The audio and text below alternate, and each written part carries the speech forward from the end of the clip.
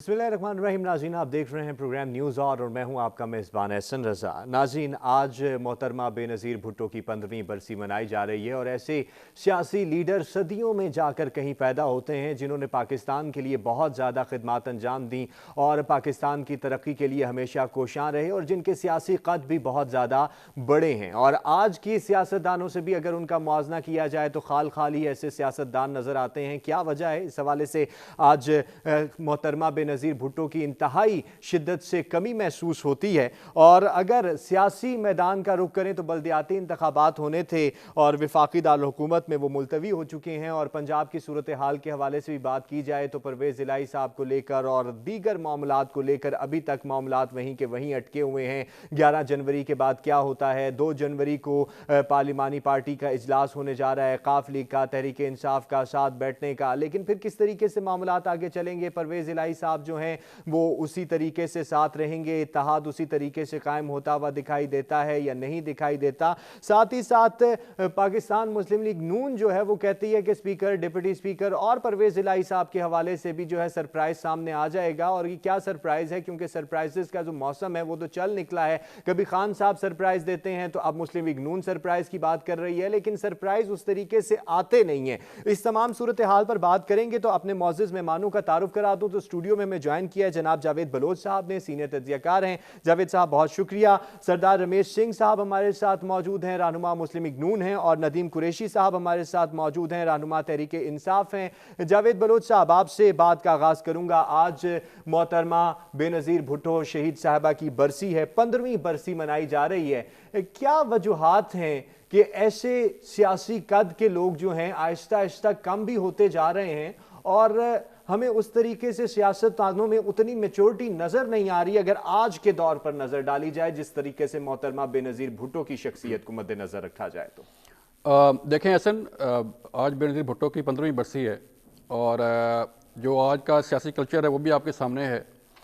हमें याद है परवेज़ मुशर्रफ दौर में जब कातलाना हमला हुआ, सुसाइड हुआ और वो शहीद हुई उस लियाकत बाग के जलसे में, तो उस वक़्त कि अगर हम हालात का जायज़ा लें तो एक पॉलिटिकल कल्चर था मुल्क में। तमाम तर बंदिशों, तमाम तर सवतों और तकालीफ के बावजूद जो है वो एक कल्चर, एक रवायात जो थी वो बरकरार रखी जाती थी सियासतदानों में, पॉलिटिकल पार्टीज़ में। और जो अगर एक दूसरे के साथ इख्तलाफात भी होते थे तो कहीं ना कहीं जो है वो रवायात का ख्याल रखा जाता था। जैसे आपको याद होगा कि बेनज़ीर भुट्टो, पीपल्स पार्टी और नून लीग के दरमियान जो है वो सियासी चपकलेश, सियासी इख्तलाफात थे। और जब नून लीग की गवर्नमेंट आती तो बेनज़ीर भुट्टो पर जो है वो FIRs होती, मुकदमात होते। जब वो बाहर गवर्नमेंट होती तो फिर नून लीग को सामना करना पड़ता, लेकिन एक पॉलिटिकल कल्चर था। लेकिन अब अगर हम देखते हैं ऐसन तो हमें वो रवायात, हमें वो सियासी तदब्बर और जो कल्चर है वो नज़र नहीं आता। एक सोशल मीडिया पे एक दूसरे के ख़िलाफ़ जो गंद उछला जाता है, जो चीज़ें निकाल के पेश की जाती हैं, तो उससे न सिर्फ हमारा जो सियासी निज़ाम है वो तबाह हो रहा है, बल्कि जो नई नस्ल है वो हमारी कई दफ़ा बात होती है लोगों से, नौजवानों से, किसी यूनिवर्सिटी के तलबा से, तो वो पूछते हैं कि हमारा जो लीडर है हम किसको आइडियल अपना कहें, कौन सा लीडर ऐसा है जिसको हम फॉलो करें, जिसको वजह हम क्या है जावेद बलोच साहब? सर वजह वो आपके सामने है कि जो पॉलिटिकल कल्चर था, जो रवायात थी वो ख़त्म हो गई। अब जो है वो बात की बजाय जो है वो इल्ज़ामात का जो है वो उसका सहारा लिया जाता है कि इल्ज़ामात इतना लगाएं, झूठ इतना बोले एक दूसरे के ख़िलाफ़ कि वो सच लगना शुरू हो जाए। कि एक बयानिया जो है वो एक चीज़ आप घर लें, कोई भी चीज़ हो, उसको बयानिया बनाने के लिए आप मुख्तलिफ तरीके से उसको सोशल मीडिया के ज़रिए, फेसबुक, ट्विटर और मुख्तलिफ तरीक़ों से जो है उसको आप जब फ्लोट करते हैं, जब आप जलसों में, हमारे सियासी लीडर जो है जब आप जलसों में झूठ बोलकर, झूठ का सहारा लेकर जो है आवाम में अपने नंबर गेन करने की कोशिश करते हैं, उन्हें अपने बयानिए पर जो है वो लाने की कोशिश करते हैं, तो फिर झूठ और सच का इतना जो है वो मिलाप हो जाता है कि पता नहीं चलता कि झूठ कौन बोल रहा है, सच कौन बोल रहा है। लेकिन एक बात है असल के जो सियासत में अभी सूरत चल रही है मुल्क के अंदर, वो इंतहाई ख़राब सूरत हाल है। उस पर इंतहाई अफसोस होता है। मोहतरमा जैसे अजीम लीडर जो हैं उनका आज शिद्दत से उनकी कमी महसूस होती है और बड़ा फुकदान है। सर, मैं मजीद इस पर पॉइंट लेता हूँ आपका, जो मुल्की सियासी सूरत हाल चल भी रही है। यहाँ लेंगे एक ब्रेक। वेलकम बैक जी। सरदार रमेश सिंह साहब, सर फरमाइएगा, आज वज़ीर आज़म साहब ने भी मोहतरमा को खिराज अकीदत पेश किया है और उन्होंने कहा है कि अवाम की महबूब लीडर जो हैं उनकी आज 15वीं बरसी मनाई जा रही है। तो बतौर सियासतदान आप किस तरीके से खिराज अकीदत पेश करेंगे मोहतरमा को? आप मुझसे बात कर रहे हैं जी जी जी, आपसे मुखातिब है जी। Thank you very much. आज देखिए जी, आज हम मोहतरमा की बरसी मनाने जा रहे हैं। 27 दिसंबर है और ये वो ऐसा दिन है जो आज भी हमारे सामने वो नक्शा पेश करता है। मैं उस दिन पिंडी इस्लामाबाद में था जब ये इंसिडेंट हुआ। मोहतरमा कोई शक नहीं कि एक बहुत बड़ी पाए की लीडर थी और इंटरनेशनल सतह पे जिस तरीके से पाकिस्तान की नुमाइंदगी करती थी और जो वो पाकिस्तान का स्टैंड पेश करती थी दुनिया को, उस पर उनका कोई सीधी सी बात, उस पर कोई शिकसा नहीं रही है और इस बात को हमें बरबला मानते हैं। और रही बात कि जो उनकी लेगेसी थी, जिस तरीके से वो लेके चले, बावजूद इसके कि वो चाहते थे पाकिस्तान के अंदर जमहूरियत परवान चढ़े, पाकिस्तान के अंदर एक सियासी कल्चर हो, पाकिस्तान के अंदर लोग जब मिल के बैठे तो पाकिस्तान की बात करें, पाकिस्तान की आवाम की बात करें, पाकिस्तान की तरक्की की खुशहाली की बात करें। और इसीलिए हमने जो चार्टर ऑफ डेमोक्रेसी साइन किया था उसमें यही था कि जो हमारी माजी की तल्ख हकीकतें हैं, जो माजी के हमारे तल्ख औराक हैं, हम उनको एक साइड पर रखें, उनको हम फाड़ दें और हम नई एक सुबह को आगाज करें। और उस नई सुबह में सिर्फ पाकिस्तान और पाकिस्तान की आवाम सबसे पहले। और आज हम बीबी शहीद को जितने भी खराज अकीदत पेश करें वो कम है। मुझे आज भी वो दिन याद है जब बीबी शहीद के साथ जो भी हुआ, जब हादसा हुआ और जब उनको लेके आया गया बेनजीर भुट्टो हॉस्पिटल में, तो वहाँ पे जो उनके सियासी कारकुनान थे, ये बीबी की उनको तरबियत थी, ये बीबी ने उनको एक ऐसा सबक सिखाया था, सियासी सबक सिखाया था। और सरदार साहब, उस सूरत हाल में जिस वाक़े का आप जिक्र कर रहे हैं, तो उस दिन हमें तमाम, सिर्फ ये नहीं कि सिर्फ पाकिस्तान पीपल्स पार्टी के ही जो जियाले थे वो मुतहर्रिक नजर आए, बल्कि हर तरह का जो बंदा था जिसका किसी भी पार्टी से ताल्लुक था वो भी हमें उनके साथ नजर आया। सॉरी, आपकी दरमियान में आवाज काट जाती है, मुझे आपका पूरा मैसेज नहीं मिला, दोबारा बोलिएगा। मैंने कहा सर, जिस तरीके से आप जिस वाक़े की याद दिला रहे हैं, आप पीपल्स पार्टी के कारकुनों की बात कर रहे हैं, तो अगर उस दिन को देखा जाए तो सिर्फ पाकिस्तान पीपल्स पार्टी का जियाला जो था वो हमें मोहतरमा के लिए सड़कों पर नजर नहीं आया, बल्कि हर पार्टी का बंदा जो था वो उनके साथ हमें खड़ा हुआ नजर आया। ये मोहब्बत थी कि उन्होंने अपनी पार्टी एफिलिएशंस को भी भुलाया उस वक्त। जी, मैं यही कह रहा हूँ कि उस दिन जो हुआ इंसिडेंट, जब मियां नवाज शरीफ साहब भी गए तो देखा आपने वहां पे पीपल्स पार्टी के लोग थे, लेकिन उन्होंने जिस तरीके से गम का इजहार किया, वहां पे कोई हल्ला गुल्ला या मार पिटाई या गालम गलोच नहीं हुई। और उस दिन आपने देखा कि सारे लोग एक ही बात करते, बीबी शहीद को सारे खराज अकीदत पेश कर, सब सोगवार थे। और वो गम जो था, गम की कैफियत जो थी, वो एक दिन दो दिन, वो लंबा अरसा गम की कैफियत रही। आज भी जब हमें वो वाकई याद आता है तो हमारी आंखें नम हो जाती हैं। और आज भी बीबी का जब प्रोमो चलता है, बीबी की तस्वीर आती है तो लोग याद करते हैं बीबी को।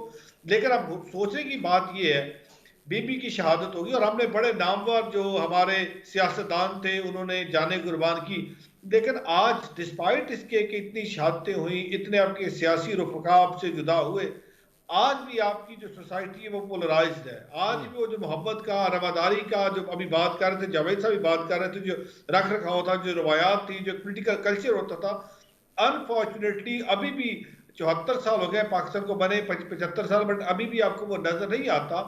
इसके पीछे बहुत बड़ी एक इसकी कहानी है, स्टोरी है। बदकिस्मती से हमने सियासतदानों को इतना प्रागंदा कर दिया, इतना उनके बारे में ऐसी लोगों के अंदर एक आपने कल्चर प्रमोट कर दिया, और ये किसी और ने नहीं किया, ये सियासतदानों ने खुद किया है।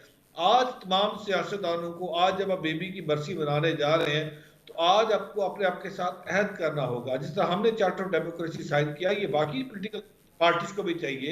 यानी सियासी रवादारी की बहुत ज्यादा जरूरत है। नदीम कुरैशी साहब भी हमारे साथ मौजूद हैं। नदीम कुरैशी साहब, सर, तमाम सियासी इख्तिलाफात भुलाकर और तमाम सियासी मामलात को एक साइड पे रख के आज एक अजीम लीडर की शहादत का दिन है और आज उनकी बरसी भी मनाई जा रही है, तो आप किस तरीके से मोहतरमा को खराज अकीदत पेश करेंगे? बेनजीर भुट्टो साहब ने, अल्लाह ताला ने गरीक रहमत करे, डेमोक्रेसी के लिए पाकिस्तान की सालियत और यकजहती के लिए बेपनाह काम किया। उनको पूरी दुनिया ने एक्नॉलेज किया और वो इस्लामी दुनिया की पहली मुस्लिम खातून थी, 2 बार वज़ीर आज़म बनी। नो डाउट उन्होंने महरूम तबकों के लिए, गरीब के लिए, आम आदमी के लिए बड़ी तकालीफ बर्दाश्त की, बड़ी स्ट्रगल की। लेकिन मैं आज के इस दिन के तवसत से ये ख्वाहिश भी करूंगा कि आज उनके साहबजादे भी इक़्तिदार में हैं और उनके तमाम मुखालिफिन भी इक़्तिदार में हैं।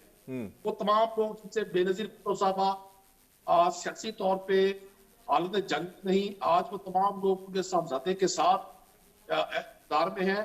तो कौम भी तवक्को रखेगी कि उनके इस अंधे कत्ल की के सबूत भी कौम के सामने आने चाहिए, क्योंकि कौन से वो किरदार थे जिन्होंने बेनजीर भुट्टो साहबा को, एक ऐसी मुतहर्रिक खातून को, निडर खातून को, जिसने आम लोगों की आवाज बुलंद की, जिसने एक खातून के रोल को पाकिस्तानी मुआशरे में बिल्कुल तब्दील करके रख दिया और जनवन अंदाज में अपनी आवाज को पूरी दुनिया तक पहुंचाया और दुनिया ने बेनजीर भुट्टो को एक बहुत बड़ा लीडर तस्लीम किया।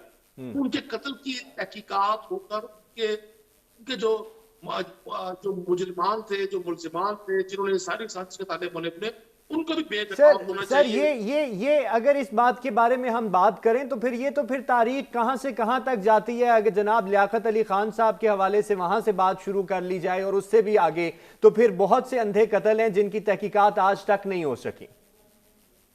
देखिए, मैं समझता हूँ तमाम इस तरह के जराइम की तहकीकात होनी चाहिए।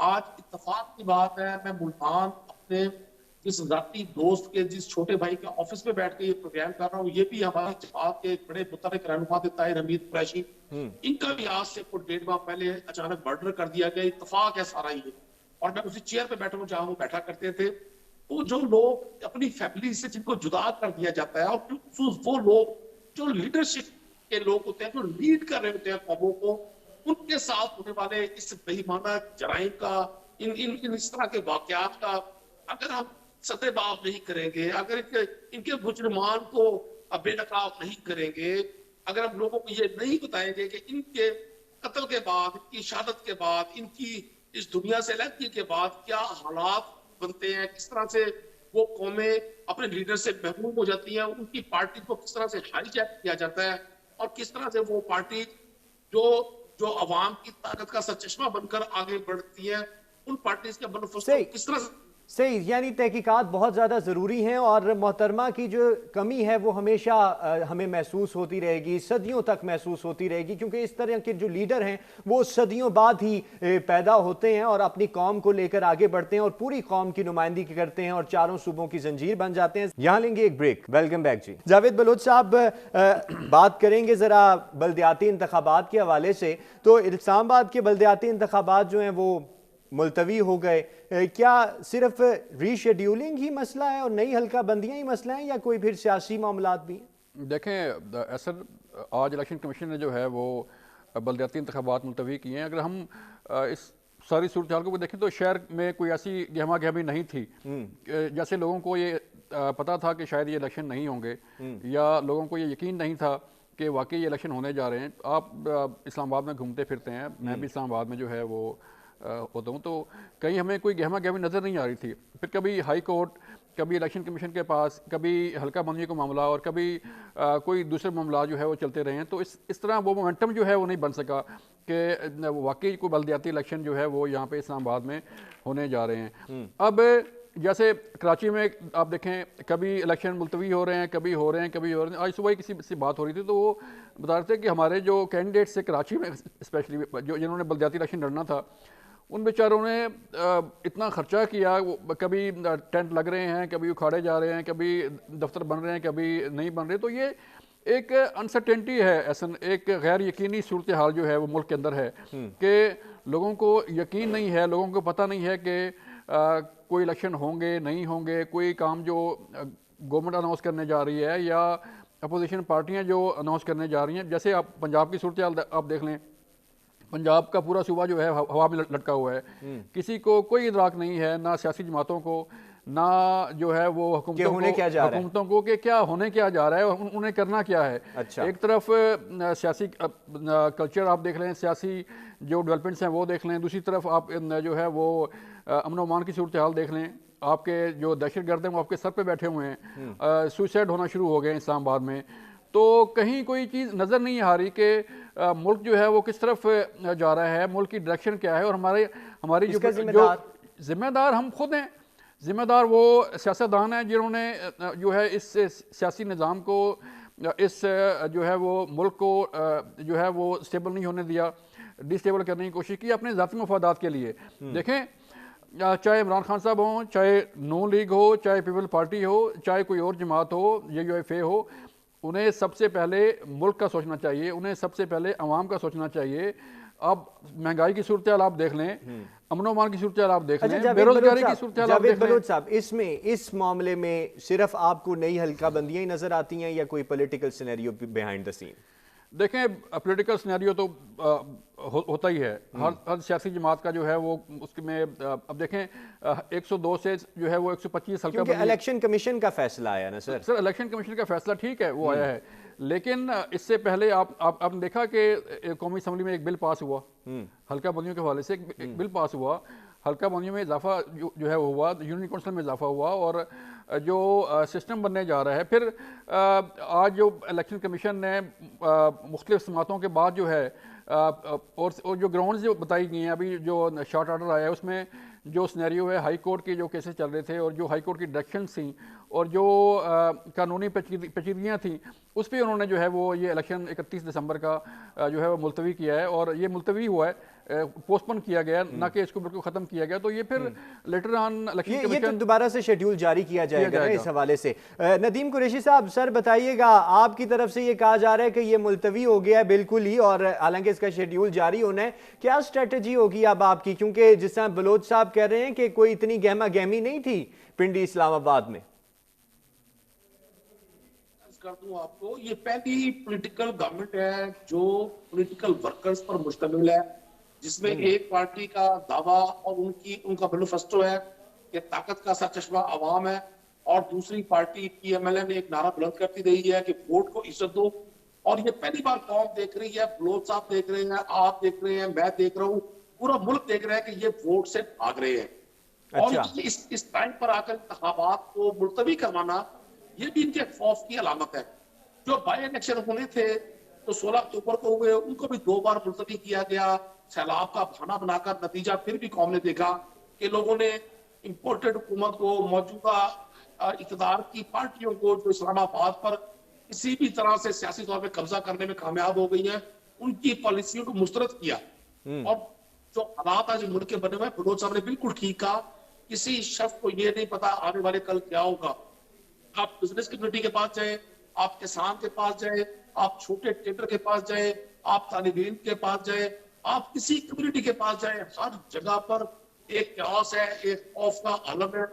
आज भी आप देखें कि पोल्ट्री से मुताल्लिक जितनी पोल्ट्री बिजनेस थी वो तबाही के दहाने पे से एक वहां पे पहुंच गया। सोयाबीन के कंटेनर्स सैकड़ों की तादाद में कराची पोर्ट पर मौजूद है, उनको वहां से रिलीज नहीं किया जा रहा, कानूनी सिस्टम पैदा किए जा रहे हैं। हमारी खुदरी तेल की जो नीड है वो डिस्टर्ब हो रही है, हमारा पोल्ट्री बिजनेस डिस्टर्ब हो रहा है। और जिस तरह से महंगाई बेकाबू हो गई है, एक आम ट्रेडर के लिए ये पॉसिबल नहीं है कि वो $50,000 या $1,00,000 की LC खुलवा सके। लाइफ सेविंग ड्रग्स है वो शॉर्ट हो गई है। पैराडोल मेरा ख्याल इस्लामाबाद में नहीं ढूंढ सकते। कोई इतनी बुरी कैफियत बंद हो गई है सर, पैराडोल बंद हो गई है नदीम भाई। देखिए बंद हो भी गई है तो क्या पैराडोल के पैरेलल? अच्छा नदीम साहब, ये तमाम मसाइल तो आपने बता दी हैं, तो क्या इन मसाइल का हल लेके आएंगे आप इलेक्शन के साथ? देखिए क्यों नहीं मसाइल हल होंगे। अच्छा, आज से 8 या 9 माह पहले आप पीछे चले जाए, सिर्फ थोड़ी सी डेट्स को पीछे कर ले तो 9 माह पहले क्या हालात थे। यही हमारा महंगाई तो सर तब भी थी, यही हमारा सिस्टम था जिससे हम लोगों को ना सिर्फ हेल्थ कार्ड की फैसिलिटी दे रहे थे, हम एहसास प्रोग्राम पे डिफरेंट कंपोनेंट से लोगों को सपोर्ट कर रहे थे। आप भी ज़खायर बन रहे थे इस मुल्क में, इसमें रोड इंफ्रास्ट्रक्चर बन रहा था, इसमें एजुकेशन पे काम हो रहा था, एग्रीकल्चर पे काम हो रहा था। हमारी 4-5 ऊपर क्रॉप्स हुई पाकिस्तान में। आज आपका काश्तकार जितना खौफजदा है, मैं फीड के एरिया में बैठा हूँ। अच्छा, सारे काश्तकार क्या सारे ही खौफजदा हैं? मैं मुस्लिम लीग नून के रहनुमा सरदार रमेश साहब हमारे साथ मौजूद हैं। सरदार साहब, आपने नदीम साहब की बातें तो सुन ली। अब वो कहते हैं जी कि आप पहले जनरल इलेक्शन की बातें करती रही तहरीक इंसाफ, और अब तो आप बल्दियाती इलेक्शन से भी भाग रहे हैं, बल्कि असद उमर साहब का तो ट्वीट भी आ गया कि फिर भाग गए। क्यों भागते हैं इतना सर? देखिए जी, बात यह है, नदीम कुरैशी साहब मेरे भाई हैं, पार्लियामेंट के अंदर, पंजाब असेंबली के अंदर हम दोनों इकट्ठे हैं। ये अपने दिल पे हाथ रख के ये बताए ना कि लोकल गवर्नमेंट से भागा कौन। एक एग्जेक्टिव ऑर्डर से आपने लोकल गवर्नमेंट, जो चलती हुई लोकल गवर्नमेंट थी, उसको आपने डिसफंक्शनल किया। उस वक्त ये किधर थे इनकी? उस वक्त इनका दिल कैसे धड़क रहा था जब इन्होंने एक चलता पूरा निजाम लोकल गवर्नमेंट का, ये तो बड़े दाई है लोकल गवर्नमेंट के, और केपी के ये बड़ी एग्जांपल देते हैं। इन्होंने चलता हुआ लोकल गवर्नमेंट का निजाम एक एग्जेक्टिव ऑर्डर से उसको डिसफंक्शनल किया और खत्म किया। उसके बाद सुप्रीम कोर्ट ने उसको बहाल किया। 7 महीने वो रुलता रहा। 7 महीने लोकल गवर्नमेंट जो पंजाब के अंदर बहाल हुई, उसको किसी ने दफातर नहीं दी, उसको उनके दफातर को ताले लगा दिए, और अल्टीमेटली वो बेचारे उनकी मुद्दत खत्म हो गई। अब सवाल ये पैदा होता है कौन भाग रहा है? आजाद कश्मीर के अंदर लोकल गवर्नमेंट के इलेक्शन हुए, रिजल्ट आपके सामने है। लोगों ने पीटीआई को डिसोन किया, वहां पे पीटीआई को लोगों ने नेस्तो नाबूद कर दिया, और लोगों ने पीटीआई को कहा पीटीआई को वोट नहीं देते। क्यों? पीटीआई की पॉलिसी थी। आज मेरा भाई नदीम कुरैशी बातें कर रहा है दवाइयों का स्कैंडल, तो घोटाला आपके दौर में था। क्या किया आपने? बिजली का स्कैंडल, गैस का स्कैंडल आपके बहरान आपके दौर में आपने क्या किया? चीनी का स्कैंडल आपके दौर में था, आपने क्या किया? ये सारे भाई हमें विरसे में आप लोग दे ही गए हैं। बेसिकली आपके पास कोई पॉलिसी नहीं थी, आप हवा में मुअल्लक थे। आपके पास कुछ निजाम नहीं था, आपको नीचे आपके जमीन पे पाँव नहीं थे, आप हवा में मुअल्लक थे, और वही जो आपके किए करतूत थे, काम थे, वो हमें भुगतने पड़ रहे हैं। आज अगर हम ना आते, खुदा न खासा जिस तरीके से इमरान खान साहब, उनकी काबीना, उनकी हवारी लेके जा रहे थे, आप तो पाकिस्तान को डिफॉल्ट की तरफ लेके जा रहे थे। आप खुद सोचिए, आप साहबी हैं, क्या किया था जब यही बात तो वो करते हैं। आप जब आए तो आप कह रहे हैं कि वो डिफॉल्ट की तरफ लेके जा रहे थे, अभी ये कहते हैं कि आपने डिफॉल्ट कर दिया तो हमें आना है। सर आप बात सुनिए, आप खुद बताइए। इमरान खान साहब ने, ये मैं नहीं कह रहा, ये मीडिया के दोस्तों ने कहा, जब इमरान खान साहब ने पेट्रोल की प्राइस कम की थी, जब उनको पता लग गया था कि मेरे खिलाफ वोट ऑफ नो कॉन्फिडेंस आ रहा है, मैं जाने वाला हूं, उन्होंने क्या किया? उन्होंने बगैर काबीना की मंजूरी के पेट्रोल की प्राइस कम कर दी। और फिर इन्होंने, इन्हीं के फाइनेंस मिनिस्टर थे ना जो फोन करके झगड़ा साहब को कहते थे IMF से इनको कर्ज नहीं लेने देना, इनको गंदा कर दो। भाई आप अल्टीमेटली पाकिस्तान के लिए आप बहुत बड़ा सिक्योरिटी थ्रेट है। आप जो क्लेम करते हैं कि we are loyal to the country, in actual you are, मैं आपको ऐसा लफ्ज यूज नहीं कर रहे थे, तो आप तो पाकिस्तान के लिए ऐसे ऐसे कांटे बिछा के जा रहे थे। आप तो पाकिस्तान का को डिफॉल्ट के दाने पे खड़े लाने वाले और डिफॉल्ट करवाने वाले आप थे। तो सवाल ये पैदा होता है कि इस वक्त में दोबारा यही को आज बीबी की शहादत का दिन मनाने जा रहे हैं।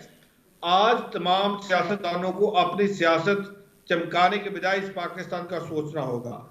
आज पाकिस्तान है तो हम है, हमारी सियासत है। इस वक्त पाकिस्तान तबाही के धाने पे लाके इन्होंने खड़ा कर दिया। हम सब मिलके बैठेंगे, एक अच्छा वर्किंग रिलेशनशिप होगा। तमाम देखे पीडीएम बनी, पीडीएम में तमाम पॉलिटिकल पार्टीज हैं, मिलके बैठ के पाकिस्तान का सोल्यूशन निकाला। और हम जो आए हैं, हमें पता, हम जिस मुश्किल हालात में आए, हमें पता था कि हमारा वोट बैंक भी मुतासर होगा। लोग हमें कितना ही करेंगे, महंगाई बढ़ी है, वैसे कैसे कह सकता महंगाई नहीं बढ़ी? महंगाई बढ़ी है, इन्फ्लेशन का रेट बढ़ा हुआ है, आपका डिस्काउंट रेट बढ़ा है। अब सवाल ये पैदा होता है, अगर हम ये कड़वी गोली ना लेते, हम कड़वा घूंट ना भरते, तो अल्टीमेटली क्या होता है? जिस तरह खान साहब का वो आपने लतीफा सुना होगा ना, मोटे ने चाहता सेक्रेटरी तो मैं तो गया। भाई हमारे स्टेक्स है इस पाकिस्तान के साथ, वही ओन दिस कंट्री। हम कोई ऐसा इस मुल्क के साथ नहीं होने देंगे खुदा ना खास्ता कि हम मुल्क को डिफॉल्ट की तरफ जाने दें, ना मुल्क डिफॉल्ट होगा। अब सवाल ये पैदा होता है कि हम सब ने मिलकर मुल्क को इस बहरान से निकाल। तो रही बात आप जो इस्लामाबाद के इलेक्शन की बात करने जा रहे हैं, इस्लामाबाद की पॉपुलेशन बढ़ी है, हम यूनियन काउंसिल्स की बात करें, यूनियन काउंसिल 125 पे जा रही है, और ये पार्लियामेंट के अंदर बिल पास हुआ है, डिलिमिटेशन की बात हो रही है।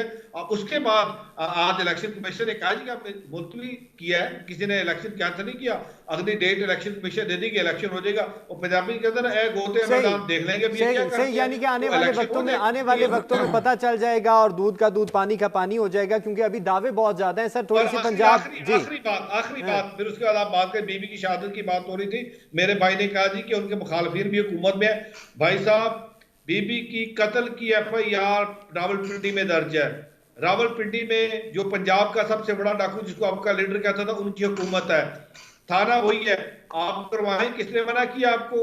आपकी हुकूमत है, आप पिछले 4 साल हुकूमत में रहे थे, आप बीबी के कत्ल के केस क्यों नहीं आपने किया? आज पंजाब में आपकी हुकूमत है, जिस पे बीबी ने इल्जाम लगाया था वो आज चीफ मिनिस्टर पंजाब है, तो आप बिल्कुल बीबी की तहकीकात करवाएं, कोई मना नहीं करता।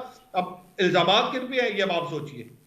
सही सर, अब इन इल्ज़ामात से भी हमें आगे निकलना पड़ेगा, क्योंकि सूरत हाल जो है, जिस तरह हमने शुरू में बात की कि सियासी रवादारियों को भी हमें देखना पड़ेगा और इल्ज़ामात के साथ साथ हमें हकीकी मानों में कोई अमली काम भी करने पड़ेंगे। ज़रा पंजाब असम्बली की सूरत हाल पर भी बात करनी है, क्योंकि इस हवाले से भी बहुत से शशो पंज में हैं चीज़ें। यहाँ लेंगे एक ब्रेक। वेलकम बैक जी। बलोच साहब, फरमाइएगा कि 11 जनवरी के बाद कुछ देख रहे हैं मुस्तकबिल पंजाब असम्बली का, क्योंकि अभी तक जिस तरह आपने भी शुरू में बात की कि कुछ वाजे नहीं हो पा रहा।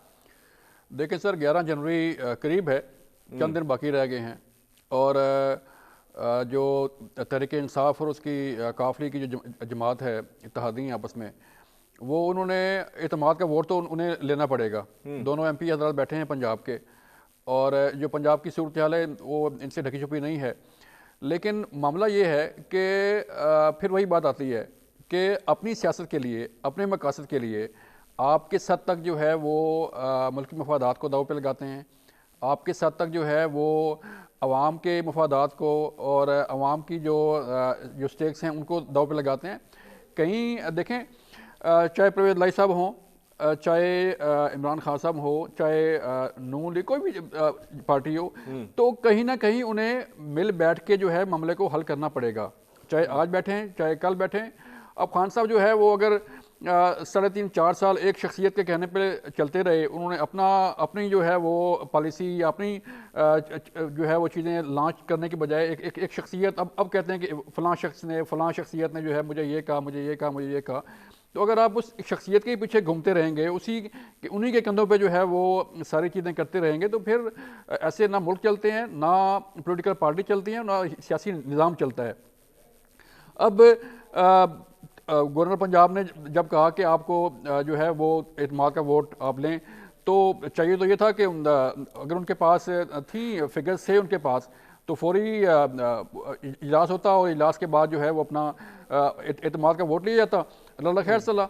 लेकिन फिर मामला कोर्ट में गया और मामला जो है फिर एतमाद का वोट तहरीक इंसाफ क्यों इतना परेशान नजर आती? तो देखें ना, अब खान साहब ने जब अनाउंस किया, एक तरफ CM KP थे, एक तरफ CM पंजाब थे, तो चलें पंजाब में तो सूरत हाल ख़राब हो गई, पंजाब में मामला चला गया कोर्ट में, और गवर्नर साहब भी जो है उसमें आ गए कि जी उन्होंने एतमाद के वोट का कह दिया। तो KP असम्बली में तो कोई ना तो तरीके अदम एतमाद पेश हुई है, ना किसी ने एतमाद के वोट का कहा है, ना किसी ने कोई रुकावट डाली है।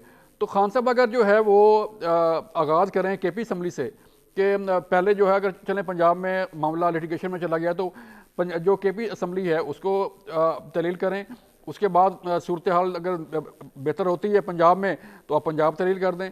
तो मकसद ये है कहने के एहसन कि आप, ये भी बात ठीक है जो लोग कहते हैं कि जो है वो 23 तारीख देने की जो है वो जरूरत क्यों पेश आई, कि आपने अपने पॉलिटिकल जो ऑब्जेक्ट से जो मकासद थे वो गेन करने के लिए आप कभी एक अनाउंस करते हैं, एक मामला अनाउंस करते हैं, फिर दूसरे डेट देते हैं, फिर तीसरी डेट देते हैं, और फिर इस तरह जो है वो मामला को आप चाहते हैं कि मामला जो है लटका रहे, आप चाहते हैं कि मामला जो है वो किसी हल की तरफ ना जाए। तो ये चीज़ें मैं भी जानता हूँ, आप भी जानते हैं, अवाम भी जो है वो अब जान गई है कि किस तरह चीज़ों को जो है आगे बढ़ाया जा रहा है। तो मामला इतना सादा नहीं है कि जितना अब देखें, अगर जो सीट एडजस्टमेंट हो रही है काफ लीग के साथ, तो क्या खान साहब जो है वो अपने हलकों में जो इनके MNA MPAs हैं उनके साथ जो है वो काफ लीग को अगर उनके कैंडिडेट्स के हक में विड्रॉ करेंगे अपने कैंडिडेट्स, तो क्या पॉलिटिकल यही सवाल, ये जो आप बात कर रहे हैं, यही सवाल मैं नदीम कुरैशी साहब के सामने रखना चाह रहा हूं कि नदीम कुरैशी साहब, जो बात जावेद बलोच साहब ने की, सर फरमाइएगा कि सीट एडजस्टमेंट पे मामला तय पा गए हैं? देखिए, मैं तो बलोच साहब को आपके सवाल का जवाब देने से पहले अर्ज कर दूं, इन्होंने जो गवर्नर साहब के नो कॉन्फिडेंस वोट के हवाले से कहा, तो स्पीकर साहब बड़ी वजाहत दे चुके हैं। पाकिस्तान का आइन, दस्तूर, कानून और पंजाब असेंबली के रूल्स ऑफ बिजनेस इस बात की इजाजत नहीं देते कि एक सेशन के दौरान दूसरा सेशन तलब किया जा सके। और फिर ये भी बड़ी हैरानी की बात है, एक तरफ गवर्नर साहब कह रहे हैं एतमाद का वोट दें, और दूसरी तरफ यहाँ पंजाब की अपोजिशन पार्टी है नो कॉन्फिडेंस जमा करवा रही है, तो ये बड़ा वाज़ेह इख्तिलाफ है। जहां तक आपकी बात का ताल्लुक है तो मैं आपको अर्ज कर दूं, आप हमारी जो काफली के साथ सीट एडजस्टमेंट है उस पर एक फार्मूला तय पाने जा रहा है। मैं नहीं अच्छा। समझता कि पाकिस्तान तहरीक इंसाफ के जो जीते हुए कैंडिडेट्स हैं, जिन जगहों पर विनिंग कैंडिडेट्स हैं, वो उस फार्मूले से डिस्टर्ब होंगे। आज जहां पर हमने कोई सीट लूज किया है, जहां हमारा और काफली का कोई ऐसा आपस में डिस्प्यूट रहा कि हम इकट्ठे होकर वो सीट जीत सकते थे, वो सीटें ज्यादा उनको प्रायोरिटी दी जाएगी। और पाकिस्तान मुस्लिम लीग का और तहरीक इंसाफ का ये जो ज्वाइंट वेंचर है, ये इंशाल्लाह 2023 के इलेक्शन में, चूंकि मैं जाती तौर पे अप्रैल 30 से पहले पाकिस्तान में नए इंतखाबात देख रहा हूँ। अच्छा। ये ज्वाइंट वेंचर हमारा इंतखाबी मफाहमत की सूरत में, इंतखाबी इत्तेहाद की सूरत में आगे बढ़ेगा और आने वाला वक्त बताएगा कि पाकिस्तान तहरीक इंसाफ को और उनकी दाती जमातों को पाकिस्तान की अवाम की अक्सरियत की पजीराई हासिल है। और एक चीज और अर्ज कर दूं, अभी सरदार साहब फरमा रहे थे कि जी हमने फलां शख्स को फलां लकब दिया और उस लकब के बाद हमने उसे वज़ीर आला पंजाब बना दिया। भाई आपने जो अलकाबात एक दूसरे को दिए थे वो तो रिकॉर्ड का हिस्सा है। अब सोशल मीडिया की सूरत में हमारे पास बड़ी वाज़ेह चीजें होती है कि हम कोई चीज से ये कह भी नहीं सकते हमने ये नहीं कहा था। तो इस तरह के ताने ना दें। पीपल्स पार्टी ने जिसने मुस्लिम लीग का, अच्छा सर इन तमाम चीज़ों से मैं पहले भी गुजारिश कर चुका हूं कि अब एक दूसरे को मुख्तलिफ किस्म के अलकाबात से नवाजने से बहुत बेहतर है कि हमें मेजोरिटी की तरफ भी जाना पड़ेगा। आप ये सर फरमाइएगा, आपने भी जिस तरह बात की, तो आप इतने पुर उम्मीद हैं कि परवेज इलाही साहब तोड़ देंगे असेंबली आपके लिए? देखिए, असेंबली तोड़ना, हमने किस चीज के अंदर असेंबली तोड़ने क्यों मंसूब किया? सारे सिस्टम को ठीक करने के लिए असेंबली तोड़ना मकसद नहीं है। मकसद है असेंबलियां तोड़कर पाकिस्तान में एक नए इंतखाबात की राह हमवार करना। आज जितनी सियासी ये अदम इस्तेहकाम है और सियासी अदम इस्तेहकाम की वजह से मुआशी तौर पे जो गिरावट और मुआशी तौर पे हम एक ऐसे बंद गली की तरफ जा रहे हैं, उसका मकसद सिर्फ एक है कि पाकिस्तान की मौजूदा हुकूमत पर, फेडरल गवर्नमेंट पर दुनिया का कोई मुल्क, दुनिया का कोई इदारा एतबार करने पर तैयार नहीं है। लोग बड़े हैरान है कि जिन लोगों पर मनी लॉन्ड्रिंग के केसेस थे वो इक़्तिदार में आए हैं, उन्होंने अकाउंटेबिलिटी लॉज को चेंज किया और अपने पर कायम मुकदमात खुद खत्म कर दिए। गोया यहाँ मुल्ज़िम खुद ही मुंसिफ बना हुआ है, खुद ही गवाह बना हुआ है, खुद ही अपना फैसला लिख रहा है। तो असेंबलियों की तहलील जिस चीज के साथ जुड़ी है वो एक ही नुक्ता है कि पाकिस्तान में नए शफाफ। अच्छा सर ये फरमाइएगा, असेंबलियां टूटेंगी या नहीं टूटेंगी, ये फरमाइए। 101% उस निजाम में, जिस निजाम ने आम आदमी का जीना दुभर कर दिया हो, हम ये असेंबलियों की कुर्बानी बहुत छोटी कुर्बानी है। हम बड़े मकसद के लिए अगर अपने इक़्तिदार को, लेकिन सर को कुर्बान करें, उसका मकसद सिर्फ पाकिस्तान के लोगों को इस गवर्नमेंट से निजात दिलाना है जो महंगाई। लेकिन सर परवेज, ये आपके तमाम मकासद यहाँ पर वाज़े हैं, लेकिन परवेज इलाही साहब ये भी कहते हुए नजर आए दुश्मन जो कुछ मर्जी कर ले, हम नहीं असेंबली टूटने वाली और हुकूमत चलती रहेगी। तो फिर दुश्मन कौन हुआ? और 99% लोग कहते हैं कि असेंबली ना टूटे। आप उस मौक़िफ़ को साइड पे क्यों करते हैं जहां परवेज इलाही साहब ने कहा कि पंजाब असेंबली इमरान खान की अमानत है और जब इमरान खान साहब कहेंगे हम इसको तहलील कर देंगे, आप उनकी उस बात को और उनके साथ साथ मोहम्मद सलाई साहब को जो मुस्लिम लीग काफ के सीनियर लीडरों में से एक है, उनकी बात को नजरअंदाज क्यों करते हैं? लेकिन सर असेंबली टूटी नहीं, मामलात आगे चलते रहे क्योंकि उनकी ख्वाहिश थी। मेरे पास क्योंकि वक्त कम है, मुझे सरदार साहब से भी आखिरी पॉइंट लेना है। सरदार साहब ये फरमाइएगा कि गवर्नर पंजाब की जानिब से वजीर आला को डी नोटिफाई करने के लिए लीगी क़यादत के बहुत से लोग बरहम भी नजर आए हैं, और प्लान बी क्या है आपके पास एतमाद के वोट के बाद?